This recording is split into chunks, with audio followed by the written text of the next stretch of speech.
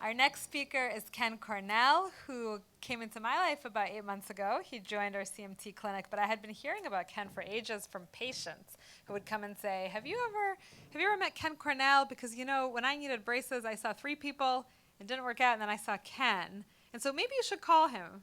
And so Ken actually got in touch with us, and it turned out that he's been interested in CMT for a very long time and is really an expert, as far as I'm concerned, in CMT-related orthotics, and actually much beyond that. He's taught me a lot in the last 8 months of working together. So definitely, I look forward to those of you who are going to come to the clinic working with him. So here he is.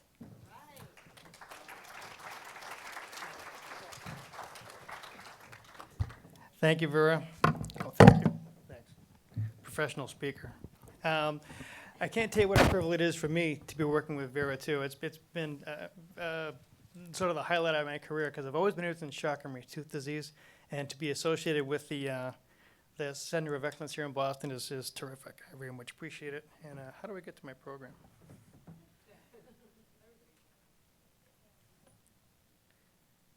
No, that's not it. Help me out, Vera. Where am I?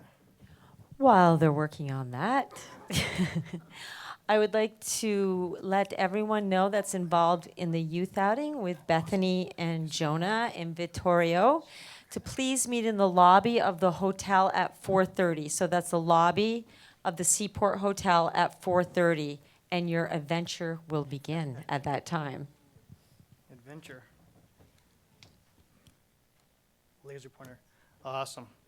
All right, so basically, my mission here today, and I call it a mission like Mission Impossible, my mission here today is to basically try to explain to you how to make bracing more efficient, more effective at managing this. This all looks pretty familiar, doesn't it?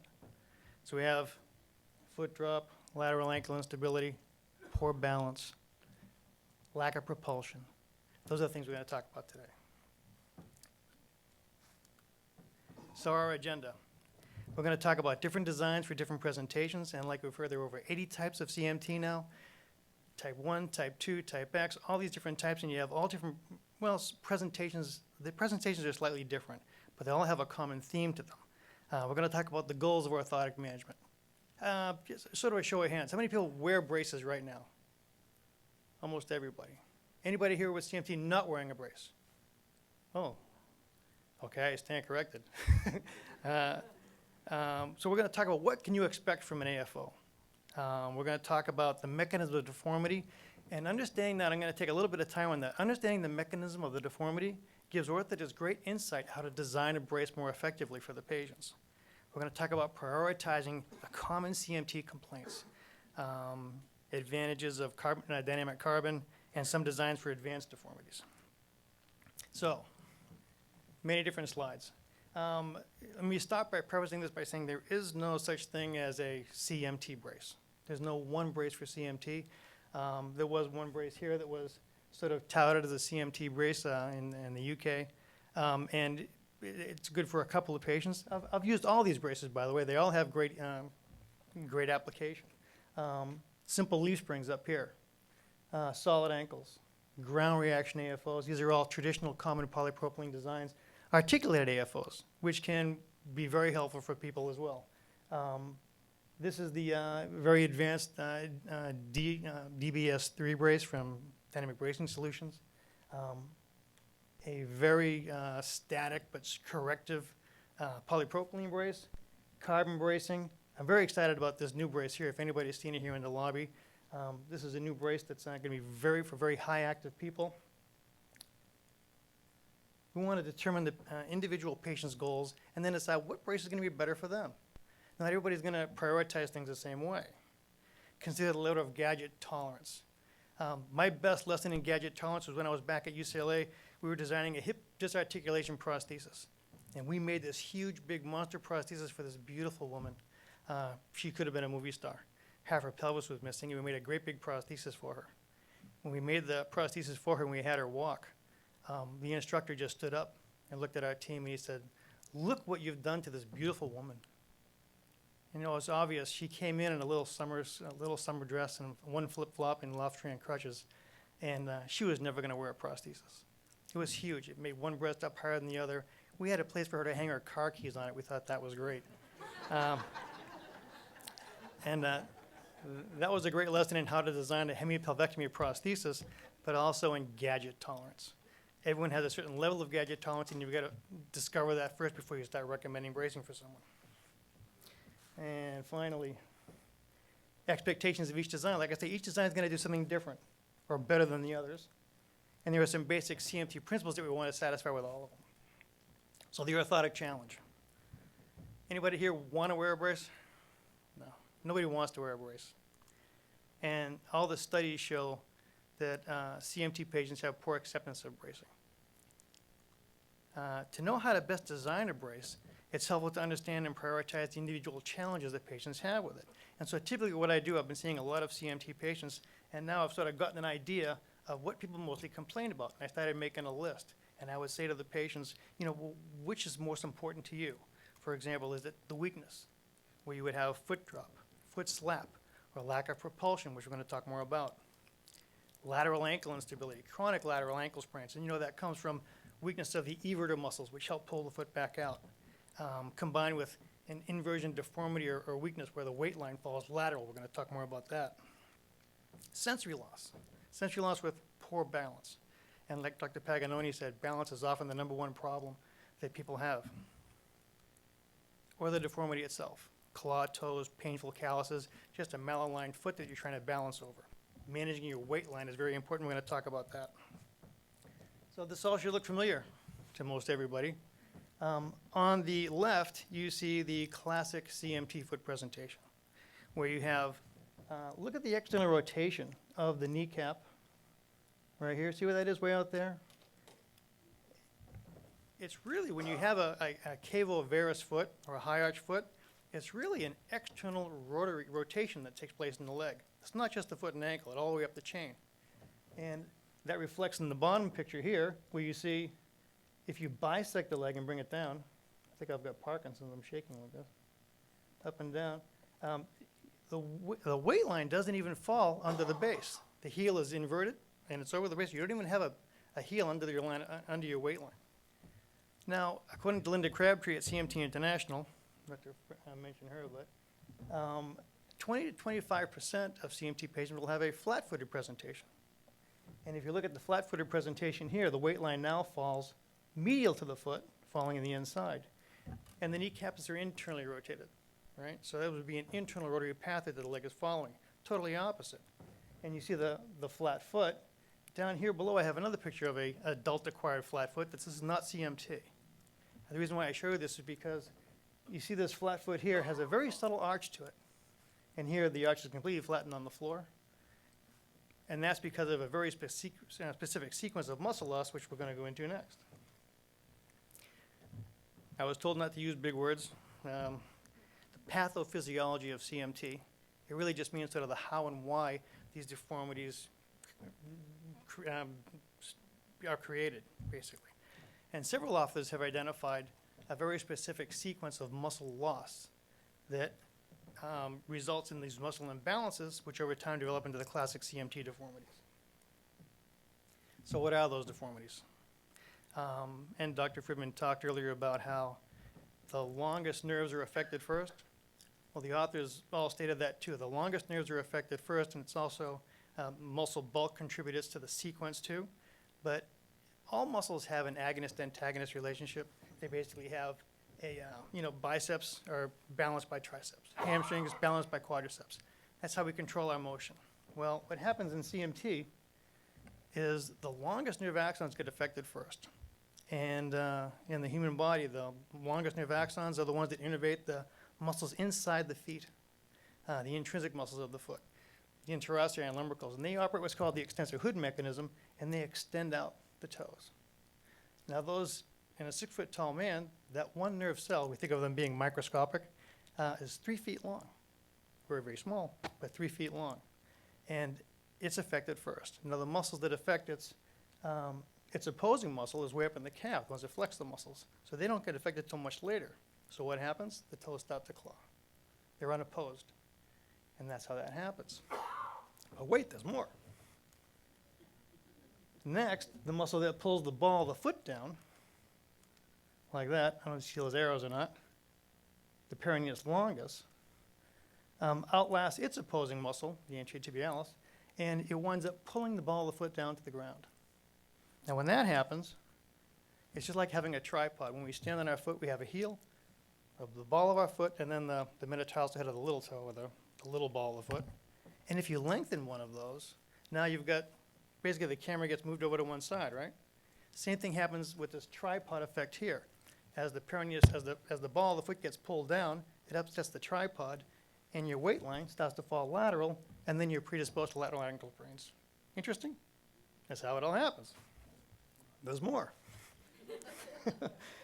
Next, the muscle that pulls the forefoot inward outlasts its opposing muscle, creating this curvature here. And this is called an adducted forefooter, and a child is called metatarsus adductus. Finally, the muscles that pull the forefoot downward outlast its opposing muscle, and we wind up with this cavus foot presentation. It actually pulls the forefoot down, and you wind up with you've heard the term cavus foot? They actually talk about now an anterior versus a posterior cavus foot. CMT patients have an anterior cavus foot. That means that the heel doesn't get dorsiflexed up more than 30 degrees in weight bearing. So if it's more than that, like polio likes to affect the S1 nerve root, anyway, and the calcaneus winds up getting dorsiflexed way up. That's a posterior cavus foot. In CMT, it's an anterior cavus foot, and it's the forefoot that winds up getting pulled down. And all that leads to this, which looks very familiar to many of you, I'm sure.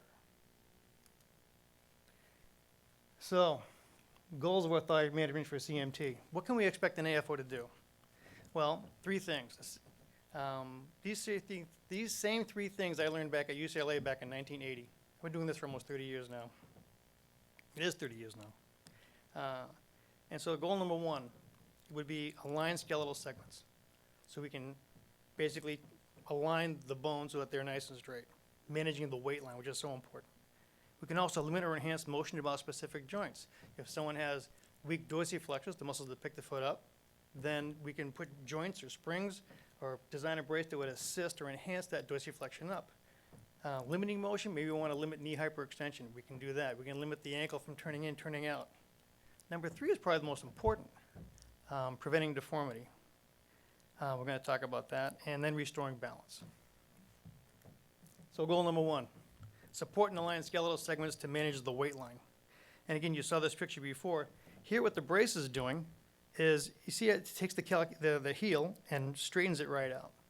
It's applying a force to straighten out the heel, taking the forefoot, abducting it back out to neutral. And of course the brace also has dorsiflexion ankle joints, it picks up the ankle, and here we're aligning skeletal segments. And as you all know, these pathomechanical deformities, they're progressive in nature. So they start off mild and they progress and progress. And this didn't happen overnight. Goal number two, limit or enhance motion about a specific joint. You're going to see Margaret on the left. As the camera pans around, look at the deformity in her foot and ankle as it pans around. And she's walking in one of those custom static braces that we designed for severe deformity. And she has some hip dysplasia. She's got painful hips, and that's why she has all that sway. But she's walking pretty well. She's going to take a little step to the left here, and you'll see how much deformity is in those heels. So what this brace here did, we're going to talk about this brace in more detail, but she's walking pretty well in it. And we consider this a pretty good success with someone with that much deformity. Goal number three, prevent deformities. Whenever you talk about prevention, you're really talking about predictability. You have to be able to predict what's going to happen. And thanks to all those authors that told us about that specific sequence of motor loss and the muscle imbalance that set up creating the deformities, we can pretty much predict what someone's going to look like. Especially, and I referenced this one story where when I was first seeing CMT in private practice, a gentleman came in with his father. Both had severely progressed CMT type 1A and a lot of deformity and a lot of weakness. And so I made braces for them, similar that would straighten them out, and they did a pretty good job. Well, he brought in his 7-year-old daughter. and his 7-year-old daughter has already been tested for CMT type 1A. She had the blood test. She had EMG studies that were done, and it very showed slow nerve conduction velocities. Her mother described her as clumsy with more frequent falls, but she looked like this. So the question is, do you brace her now, or would you wait? And for the most part, parents who aren't thrilled with their own braces are often very reluctant to get patients started with their braces. They want to delay it as much as possible, and often it's too late. So what can you do with a beautiful little 7-year-old girl who you know is going to have progressing deformities, and when are you going to brace them? I mean, how many of you have children with CMT? And out of everyone raising their hand, if you're all more concerned with your children than you are with yourselves, basically, aren't you? Yeah, everybody is. I hear that over and over and over again. I'm not so worried about me. I want to make sure my child doesn't wind up like this. So, I got pointing fingers already. It doesn't take a lot to slow down or, I would think, mitigate the magnitude of the deformity with CMT. It certainly makes sense. I've been able to do it. I've been doing it for many, many years now. And oftentimes it's a very small little brace to start with. A simple little insert that goes inside the shoe, an SMO, can be designed to have force systems that would basically stop the forefoot from adducting over. I can trap the first ray, the first metatarsal, by putting in a strong ST pad that traps the calcaneus and traps the first metatarsal head and prevents it from shortening and the first ray from plantar flexing. I can also stop the whole ankle from starting to twist over. And that's with a simple little insert. So in that case, I think it has a lot of application, and I'd like to do more of it. All right, so now let's get on to some real braces, and I've got some really good video. I'm going to make sure the sound is working in a minute, because a lot of them have sound. But people always say, Ken, why are you so enthusiastic about dynamic carbon bracing? And it's because for the past 2 or 3 years, I've literally been having it's just unparalleled success with my patients with dynamic carbon braces. I've been able to do more than I have with traditional technology for all that time before that. And some of the advantages, they're also known whether it's pre-pregs or pre-impregnated carbon. They offer superior lightweight. They're light as a feather. Superior strength, and in all 3 planes. I'm going to talk about planes a lot. But in all 3 planes, especially the transverse plane, or this plane here, when you stand on your leg and you rotate it out, if I can move by the transverse plane. If the brace isn't strong in the transverse plane, well, there's a lot to it. I'll go into it in a minute. Dynamic resistance. When we talk about balance, it's going to be so important. It also facilitates a normal gait pattern. And by the way, it's the same technology as the prosthetic feet, that they're running on, in the Olympics and winning. It's pretty cool. So, but you notice the foot, how it moves in very natural fashion. It's facilitating a normal gait pattern. There's also a bit of study that shows that it improves strength, and I'm going to talk about that too. So facilitating a normal gait pattern. We talk about gait, us gait people, we talk about gait.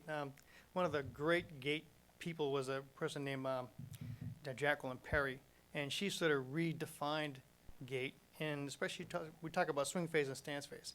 In the swing phase, most CMT patients have foot drop. And you all know what that is, right? Foot drop. Just like that. You're supposed to have heel strike, and the heel is supposed to be then controlled so that the forefoot goes down nicely. That's called first rocker. When the foot is fixed on the floor, the tibia then advances over the foot, and that's what we call second rocker. And then it advances so far that then you get heel rise. Heel rise is called third rocker or the forefoot rocker. The nice thing about carbon bracing is it facilitates all those. So suppose you had a solid ankle AFO. You wouldn't get any first rocker because the foot's stuck. You wouldn't get any second rocker because the tibia is not allowed to advance over. You would get a third rocker. If you had a simple leaf spring design, you would get first rocker and second rocker, but no third rocker. Jointed AFOs, you're always sacrificing, it seems, one rocker with traditional bracing. It's really nice to have all 3. And that's what dynamic carbon allows you to do. Balance requirements. Balance, you have 3 sensory things that give us balance. The vestibular function of our inner ear, vision, and proprioception. Proprioception is that ability to sense, a body part in space, but that also, you can also sense how your center of gravity moves over your feet, over your foot. But when you have a demyelinating process or an axonopathy, we lose that. It gets lost. And so without proprioception, without knowing where a body part is in space, it's really hard to balance. Beyond that, even if you had all three, you would still need control over your basic foot levers, your forefoot lever, your heel lever. You need control over those for the riding reactions. Have you ever seen a little child try to balance for the first time? I used to take my daughter when she was little and put her on the mattress, and I watch her, she's trying to stand and balance herself, and I watch her feet going all like this, trying to balance on the mattress. And that's how we balance, right? We lean forward, we push down, straightens ourselves up. We get to do that. Active control is important, but it's really just control over the levers. Well, when you lose proprioception and you lose balance, what do? Finger on a wall? I don't know how many patients come in and they don't wear a brace, but they have a brace. It's called a spouse. They hang on to their spouse, and that's their balance. I have one guy who was a real talker, and oh my gosh, he would, no one wanted to walk down his side of the street because he would just take him and talk him to death. And he couldn't get down to the sidewalk because he had to stay, all he had to do was lean back against the bush by the front of his house, and he had perfect balance. Just that little information he got from where he was at that bush, and he could talk all day long. You put a knee against a coffee table, same idea, right? Now you've got information at your knee telling you where your center of gravity is. You have balance. Ski boots are great. Skiing, by the way, for CMT patients, tremendous sport, right? A ski boot is the ideal example of ground reaction. And ground reaction is what we're using in AFOs to give ourselves back that proprioceptive deficit. Ski boots, of course, you lock yourself into a ski boot, then take that ski boot and lock it onto a long ski. You know, you can't lean forward, try to lean back. You get all that information going to the top of that boot telling you where you are in space. It's phenomenal. And CMT skiers compete with regular people with no deficits. So as far as balance goes, this is my friend Mark. He's going to demonstrate for us how ground reaction, restoring proprioception via ground reaction. This is Mark. Do I have sound? Yeah. Okay. I think I'm recording. Yeah. So hang on to the bars. You feel like you can be pretty straight. Yep. You have good balance. Yep. And now if you let go of the bars, I immediately need to flex. lower your center of gravity, Yeah. and hang on. What happens if you close your eyes? I don't know. Yeah. Okay, good. All right. Hang on to the bars. Thank you. All right, good. So, oops, sorry, I'll go back. So, this is a traditional style ground reaction AFO here. Okay, it's not a carbon brace; it's just a ground reaction brace. It's basically like standing in a ski boot. If you lean forward, you'll feel the resistance from the ground at your knee, and if you lean back, you feel it in the back of your calf. So, let's see how effective it is. Okay, so hands on your hips, Yep. no problem. No problem. Watch the knee. Steady as a rock. Yep. And eyes closed. I can feel myself looking for it more. Yeah, Um, but you don't have to crouch. no, I'm not. I don't have to crouch. I don't feel like I gotta get down. I mean, I am definitely rocking more. But you're- Looking for it. Yeah, but you passed 20 seconds with no errors. That's great. Yeah. All right, that's great. Thanks, Mark. Okay. So balance, right? Ground reaction can restore balance. Great. Okay, it makes up for that proprioceptive deficit. And then basically your knee is what controlling the forefoot and heel lever of the AFO. Balance, right? Talk more about that. This is going to be Mark. I'm going to show you 3 people walking now in videos. Mark's going to walk, and he was one of the first people I set up with carbon braces. Had I known then what I knew now, I would have worked a lot more on his gait training with it. Carbon braces are new. Therapists haven't been trained how to teach people to walk with them. I've had a good mentor down in San Diego who's helped me with it a lot, and I've been able to get people to be much more effective and walk just so much better in their carbon braces if they're trained how to do it. Because far and away, most people, when you fit them with a new brace, they'll walk exactly as they did before the brace, because that's what's habit, and that's what's safe, and that's what's familiar, that's what they know. All All right, so let's see Mark walk with no braces. Listen for the telltale.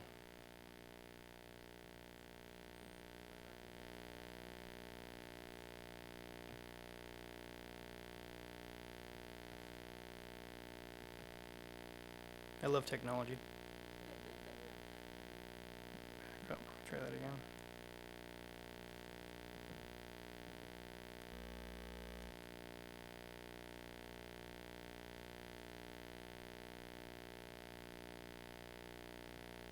Ah, still something. Come on, baby.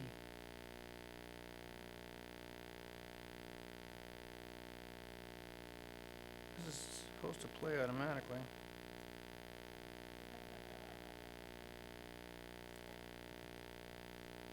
Well, Mark didn't walk very well. He basically had a really bad foot slap. His pelvis was very guarded too. So guarding in the pelvis happens when, what we call when the distal event is not both predictable and consistent. So it's like if you were to walk, if a normal person were to walk on ice with roller skates, okay? That's basically the challenge that people with no proprioception have when they're walking along, trying to maintain their balance. And Mark would walk with a complete foot slap, like that. And his pelvis wouldn't move, right? Nice and steady. Motion taking place in the upper extremity instead. I hope these work. That's going to be a short presentation. Oh, come on. All the other videos worked.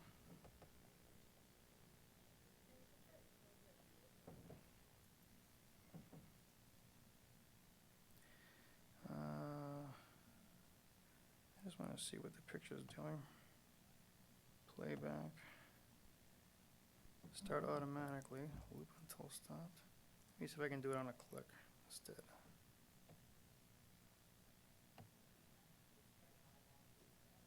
Yeah? That computer doesn't have QuickTime on it. Oh, Can't play that video later. all right. So what should I do now then?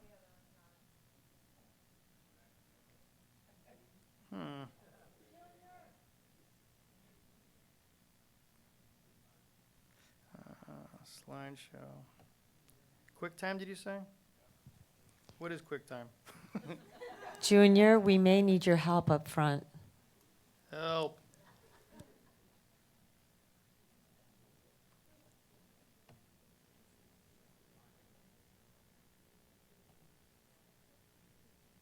QuickTime not.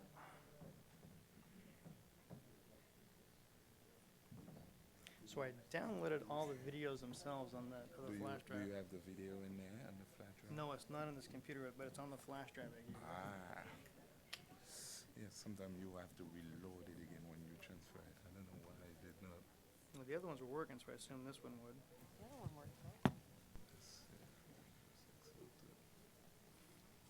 Let's say not available.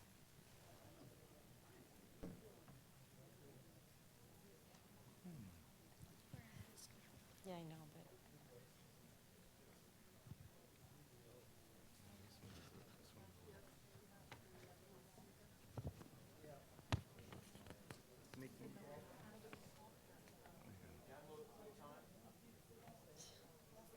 Probably not existed on this one. But it's too different from that.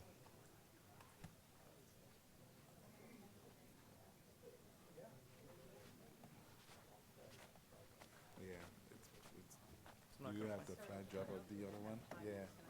Yeah, I'll just go on through it. All right, here we go then. That's okay. So I have some awesome video. Well, let me just explain what's happening basically. With ground reaction AFOs, you get back all three stance phase rockers. You also get back balance, and not just static balance, but by dynamic balance. I've been doing a handful of people out here in today's meeting. This is a great meeting, by the way. And basically what I have people do is try to lean into the brace. They feel the ground reaction, right? And then it's with them with a dynamic carbon brace throughout their entire stance phase of gait. So it's got to be there at first rocker, second rocker, and third rocker when the heel rises. And that's what these braces allow you to do. And it's been very, very successful. I had, let me see if maybe the other one will play. Let me just try it. Moving along.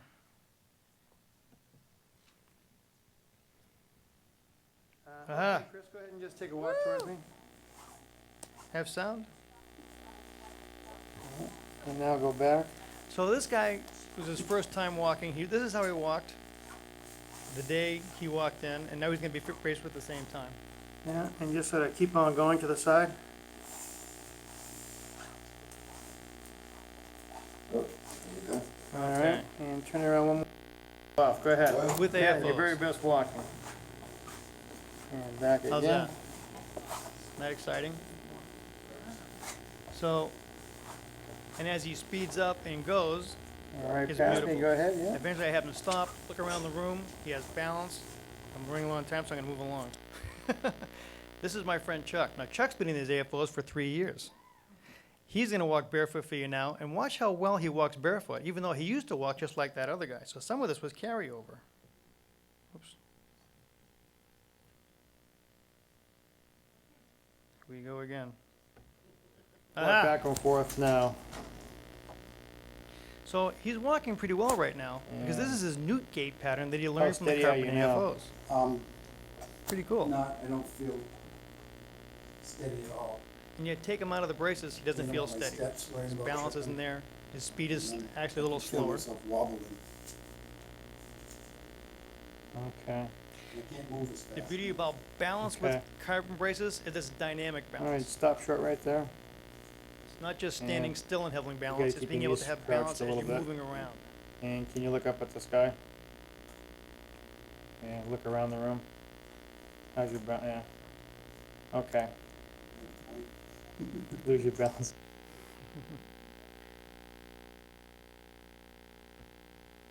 Yes, his Okay. assistant. Yeah, and good walking, just back and forth. No. You make he's it look here. effortless. He is here, but it's actually my dentist. That's awesome. Nice, huh? Okay, and come back, and this time just stop short right there. Oh, mhm. Just stand like you would, like you're gonna talk to Okay, somebody. I mean, I'm sure Ken will be able to. How's your balance? help Good. you. That'll be his Yeah? problem. Put your hands on your hips, no He problem? needs to speak to him, okay? Yeah? You can point around the room, look up at the ceiling. That's awesome. Good balance, that's awesome. So if you're asking yourself, would I benefit from dynamic carbon brace? Well, there's a couple of things. If you can't walk on your toes, then you're not gonna have good propulsion. If you don't have good propulsion, it's gonna cost you energy. You're gonna get early fatigue, and you're never gonna get that third rocker. Actually, if you can't get your heel to rise just prior to the forward foot hitting the ground, then you're gonna have what we call a high collision loss. You're gonna be hitting that ground real hard. Your center of gravity is gonna be hitting too far, and you're not gonna have that nice, smooth transition of your center of gravity as you walk. So restoring heel rise puts a spring back in your step. If you wanna improve your static balance, dynamic balance, oh my God. Carbon stays with you as you move, as opposed to a rigid hard brace that you get balance only in one position. So it works great. Let's go, will wearing an AFO make me weaker? How much time do I have? Am I in trouble? No, you're not. I'm You're not. actually doing great. Oh, good, thank you. Yeah, right up to 2:30. Oh, awesome. 12 more minutes. All right. So people always ask me, and a lot of people tell me they don't wear a brace because they're just convinced it will make them weaker. Anybody in the room have that concern? Wearing a brace is going to make me weaker? Yeah, quite a few. Okay. So just as recent as last October, a study came out comparing traditional bracing to dynamic carbon bracing. And out of a summary, basically an 8-week trial of only 19 patients, it was a very small cohort, calf circumference decreased with traditional bracing and increased with carbon bracing. And look at this, walking speed increased, fatigue decreased, and balance improved. Well, we expect that from carbon, especially for patients with peripheral neuropathy. Of course, they're not telling what the etiology is here, but more than likely it was neuropathy that they were dealing with. So is calf circumference synonymous with strength? Well, maybe not, okay? But what does happen is this. We know that when you're walking, very smart people have figured out that when you take a step, the whole leg sort of collapses down into internal rotation. It's supposed to.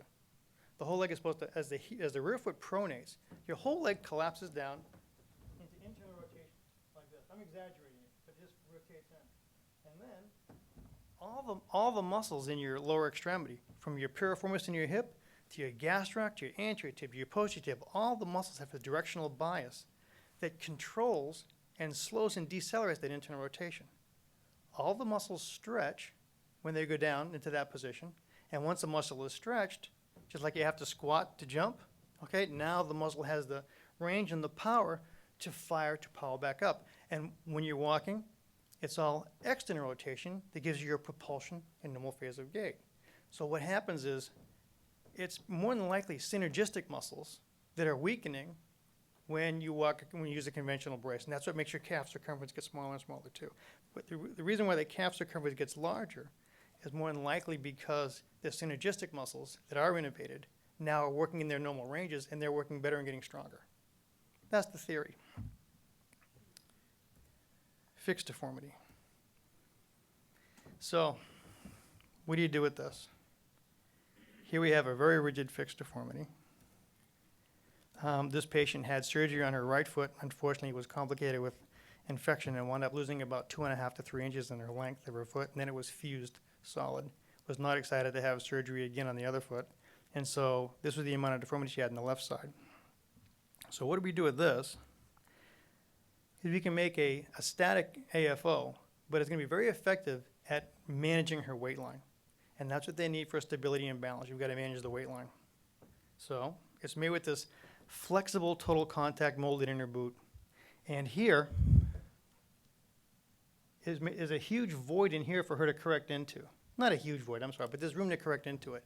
Basically, it's just like when we make a scoliosis brace. You've got to make room for the spine to correct into. We do the same thing with this brace here. And then that flexible Tupperware type molded inner boot gets put into a rigid frame, which you can barely discern here, but there's a rigid frame on the outside of here now. And then all these straps very aggressively take the forefoot and abduct it out, take the midfoot and bring it back over, take the subtalar joint, pull that back over, and we line up the foot. And look at the difference in distance between the medial malleolus here and here. So we've corrected it a lot. And what does that mean? Well, when she tries to walk here, even stand here, she won't, she's not going to play. She won't do it. Basically, she's afraid, even holding on to a handle up above, she's afraid to pick up her good foot and weight bear on that side. Down here, we have no quick time, but here you would see her walking quite normally, and she would take a nice step over that foot, and at one point she actually stands against the wall and leans right over on that brace because it's so effective at holding her. So the last thing I have, are there any carbon options for fixed deformity? And there are.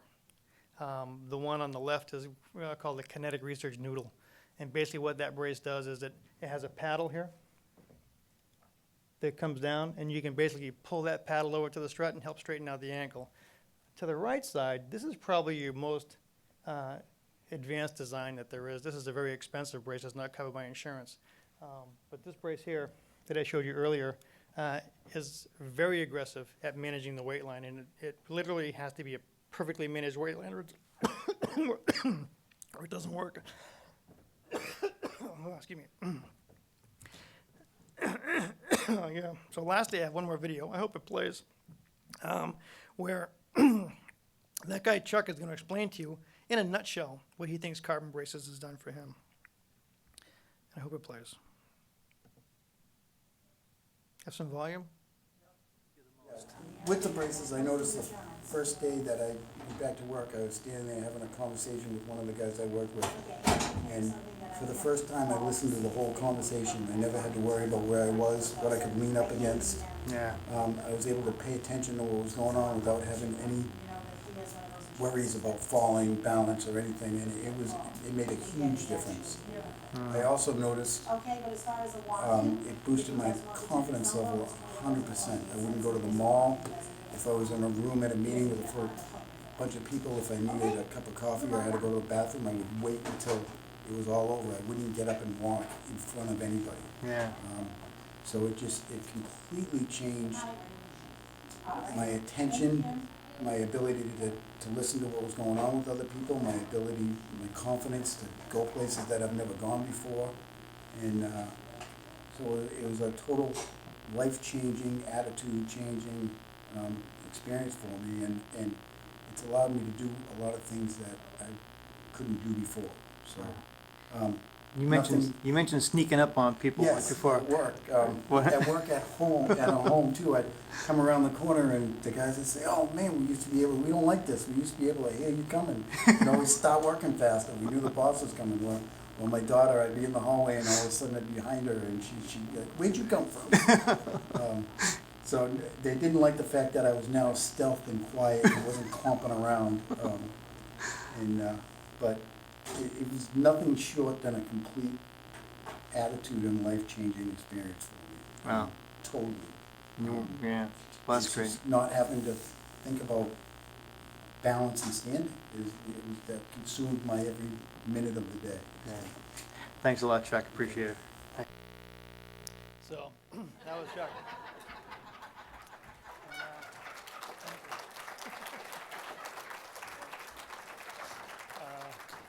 And thank Lori for the vodka. Okay. Thank you so much. Thank you. Great presentation. Thank you, Ken.